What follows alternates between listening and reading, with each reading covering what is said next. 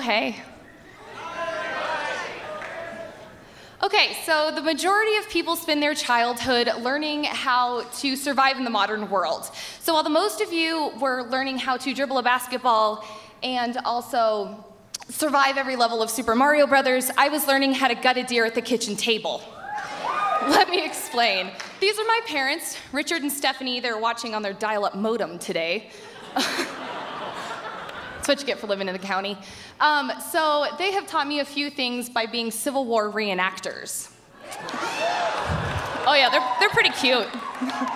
So my mom can sew everything that's on her and shoot a muzzle-loader rifle, while my dad is completely capable of hemming his own pants, forging anything out of metal, and shooting his own cannon.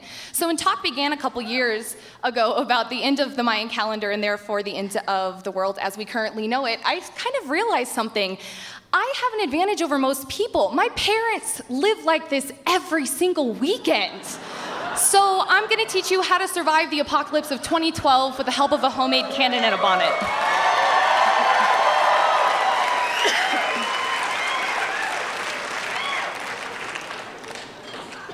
Okay. So it's no surprise that with my parents' love of minimalistic living, this is where they hope to spend the rest of their lives. My suggestion to you, get comfortable with this because it's where your life is going eventually.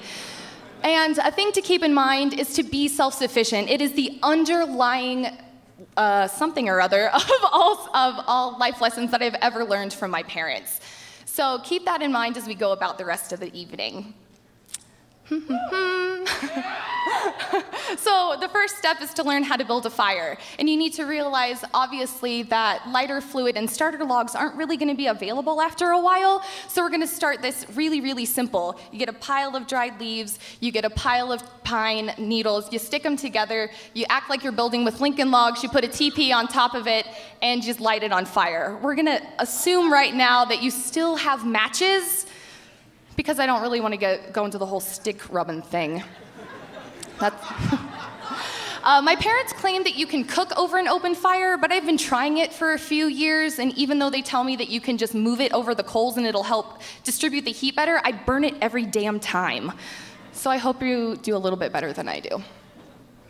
I also suggest that you learn how to grow a garden. It's gonna feed you more than anything else. I grew up planting with my dad every single spring. You can do it in Colorado, it's just a little bit more difficult. You gotta pay attention a little bit more to the timeline. Right now you can plant your root vegetables, which is really super exciting. This is the haul from my parents' house for a weekend. Pretty impressive, right? Yeah. I'm super proud.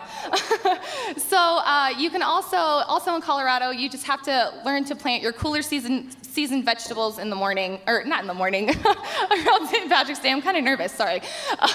Also, canning is a really good thing to learn how to do. It's gonna provide you with food that lasts a lot longer, keeps bacteria out, and it's actually having a resurgence lately, so go take a class. This is my brother. I'm a meat eater. I can't really help it. I like to do it. So get comfortable. So get comfortable with hunting. The first rule to remember, though, is respect. An animal never willingly lays down its life for you, so give thanks. If you don't like hunting, try fishing. It's going to be your next best bet. And you can have some time by the river to yourself to contemplate the rest of the end of the world. So at least there's that. But I do highly, highly suggest hunting for the end of the world at the apocalypse. It's the thing that's going to keep you, it's going to give you the most meat, and it's going to give you a hide that you can use for blankets and clothes and to look good on your mantle, if you have one still.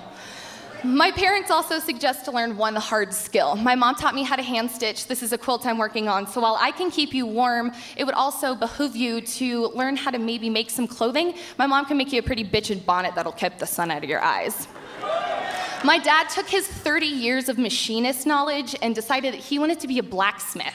He's pretty awesome. He can make anything from a sword to a spatula to cook with. And he also put his knowledge of machinery and his blacksmithing knowledge to make this. Yeah, that's his homemade cannon. So if all else fails and the world is ending and you find yourself without the capability to do everything else, find yourself a cannon, strap down, protect your land, and fight like hell. Thanks so much, guys.